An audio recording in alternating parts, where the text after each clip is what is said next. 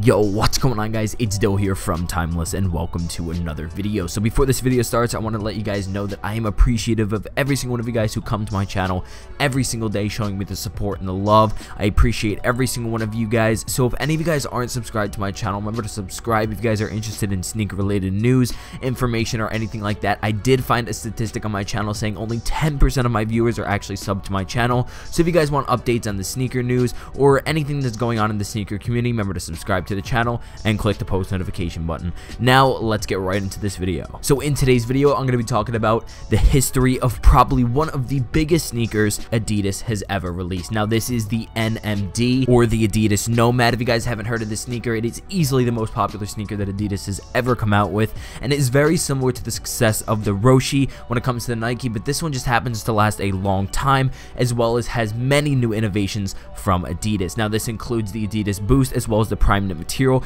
both of these having extreme comfortability, with the Primeknit featuring a very soft upper as well as the Boost midsole allowing for a lot of compression depending on which silhouette it is. So that's exactly what we're going to be talking about in today's video. Throughout history, what happened to the Nmd, what have they innovated, and how have they changed it to made it better. Now to start off this history of the Nmd, the most popular and probably the biggest Nmd that is ever released is the January 14th release of the Nmd R1 Primeknit OG. Now this does feature the Primeknit upper with the collar going around the ankle area that stretches and is extremely comfortable, as well as the Boost midsole. Now the thing that makes these sneakers OG and very classic is the look that they have when it comes to the Boost pods. Now featuring that black upper as well as the black outsole, you guys can see that the overall aesthetics of these sneakers is very simplistic, but then adding the colorway of the blue and the red pods make this sneaker an absolute classic. It is an amazing shoe to look at, and it's overall an amazing aesthetic. I do have a pair of these myself, and they are by far to date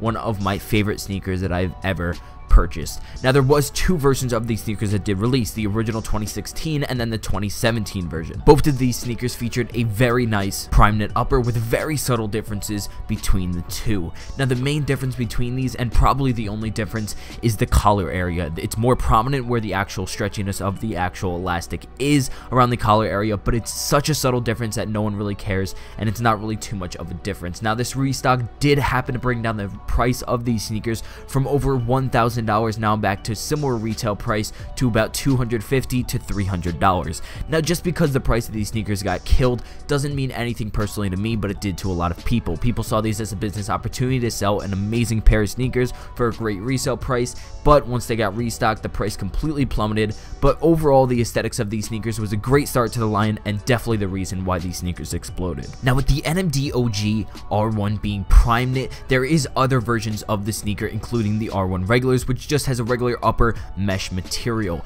Now one of my favorite in this line of the Nmd R1 is the City Sock one. Now this is a release around the same time as the R1 and was huge around that same time. Not only did this sneaker release in the OG colorway, but it also released in a bunch of different silhouettes that did just as successful as the original ones, and definitely were great sneakers to put on the market around the time that these sneakers were blowing up. Another silhouette that released around the same time as these sneakers is the Nmd Xr1. Now this one wasn't as successful, but it did seem to be kind of like the budget model of the other ones because they were so hard to get. Now this did release in a bunch of different colorways, featuring very similar colorways to the original Nmd R1s, and these definitely had a great aesthetic that was a little bit different, featuring a much bigger cage system that did have a plastic cover around your foot, and honestly it wasn't as comfortable as the R1s just for the pure fact that that system was there, but the overall aesthetics being a lot higher towards your ankle and stuff like that definitely made these sneakers a great aesthetic and a great cop when it came to the Nmds and the time that they were popping off. Now for a little more innovation, we are going to be talking about the Nmd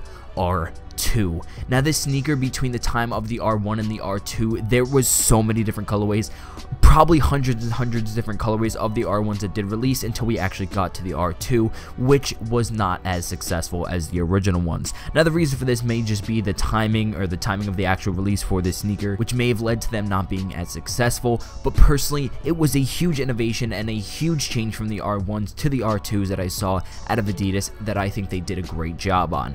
Now the timing and everything like that may have brought the prices down, they may have not sold out as much, but the overall aesthetics and the actual changes to these sneakers to increase the comfort and stuff like that were amazing changes that not a lot of people took into account. Now, the overall aesthetic stayed pretty similar to the R1s, but the difference between the R1s and the R2s were definitely huge for the fact that you can feel the boost 1,000% more. Now, the removal of one of the pods on the sneaker itself and then making the one towards the inside of your foot a lot bigger definitely added for more support as well as more compression when it comes to the boost. You guys do know limiting the boost technology itself is definitely a huge issue when it comes to Adidas during certain sneakers such as the Hardens, where it was completely caged in, and other sneakers like that. But once they realized that once allowing it to breathe and allowing the actual boost to have area for compression, that's how they got the best out of the technology itself. Now, one other thing that they did with the sneaker itself, not only removing the pod but also changing up the layout of the boost itself into that scale-like pattern that we all know and love, definitely allowed for so much more compression and a great feel on the foot. Not only did this new layout add for more organized structure in the actual boost midsole itself, but it also allowed for more of an even cushioning across your whole foot. A lot of people may not really realize it, but the boost itself originally on the R1s was very scattered. It was laid out random. If you guys didn't see it from a close-up view of the actual boost itself, it's completely laid out at random, which in certain areas doesn't compress as easily as others. Now, with the complete, even layout of the boost on the R2s, what this did was it completely allowed for compression in every single part of your foot in an even way, rather than being unstructured and just different compression in different areas and allowing your foot to compress in every single area just as much as the other. Now, personally, just from feeling both the R1 and the R2, the innovation that came between the two was absolutely astonishing. They definitely released the R1s way too early. If they were to wait, innovate a little bit more and change up the system itself, maybe the sneakers wouldn't have been more popular, but they definitely would have been more comfortable. Removing that pod entirely allowed the boost to compress 10 times more and also your foot to feel so much more comfortable. The Primeknit material was extremely comfortable, just as the original. Not too many changes there besides the actual aesthetic, which these sneakers did release in a bunch of different colorways, including a City Sock 2 version of the sneakers, which also came in beautiful aesthetic and colorways, which honestly, I feel like these sneakers themselves could be put into their own categories. They didn't really have too similar of a structure as the R1s, just for the pure fact that the original silhouette that we all knew and love with the boost featuring those two pods was definitely what people knew and definitely people recognized as the Nmd. One of them then being removed was definitely a huge hit to the actual branding itself of the Nmd, but just for an overall sneaker that had boost on it and for comfortability, it was definitely a huge step up that was super underrated, and I'm definitely sad to see not a lot of people like them. Now, the last sneaker I want to talk about in this collection is the Pharrell Nmd. Now, this isn't really in order because this sneaker was released in between both the Nmd R1 and the R2s, but this is definitely a mention in this video because of the pure aesthetics of these sneakers and the fact that they have a huge value to the actual Nmd brand. Not only did Pharrell Williams decide to collaborate with Adidas, but he also decided to collaborate with one of the most successful sneakers that we've seen in our time right now, which features the amazing Primeknit technology as well as the boost in the midsole, and the sneakers overall have a great aesthetic. But not only that, the actual layout of the boost in this sneaker is very similar to the R1s, but the entire aesthetic of the upper is completely different than we've seen anything before. The cage system going across your foot from left to right and the laces going completely across the middle of your foot definitely was a huge change than anything we've seen before. Not only did the cage in the inside of your foot allow for huge structure and allow for your foot to have amazing support when actually wearing this sneaker, it actually allowed for a very different aesthetic and a futuristic look that a lot of people have been looking for. Now, the reason why I wanted to mention these sneakers in today's video is because they definitely allowed for increase in value with the Nmd overall, and definitely allowed more people to be interested in the Nmd during its time that it wasn't as successful. Now, when these sneakers did release, they were in extreme limited quantities, and a bunch of colorways did release, as well as friends and family pairs that were seen on Pharrell Williams' feet himself, and definitely added to the branding of the Nmd. Now, every single one of these colorways being so scarce as they were, definitely valued the sneakers at over $1,000 plus in resale value, but originally for around $200 to $300, which I think was an amazing price point for a sneaker that had Pharrell Williams' name on it, boost technology, and the Primeknit that we all know and love.